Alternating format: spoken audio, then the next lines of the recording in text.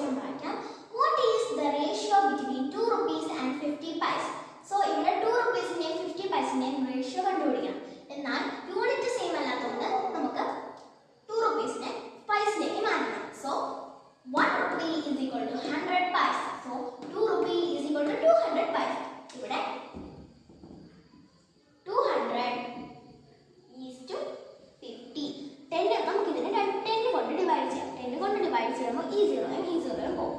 എന്നിട്ട് നമുക്ക് ഇതിനെ രണ്ടിനെ 5 കൊണ്ട് ഡിവൈഡ് ചെയ്യാം.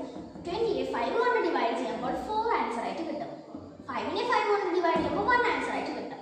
നമ്മുടെ ആൻസർ 4/4:1 ആണ്. പക്ഷേ ഇവിടെ 4:1 ഓപ്ഷനിൽ ഇല്ല. സോ നമുക്ക് ഫസ്റ്റ് ഓപ്ഷനായ 8:2നെ ഒന്ന് ജസ്റ്റ് ചെറുതാക്കണം.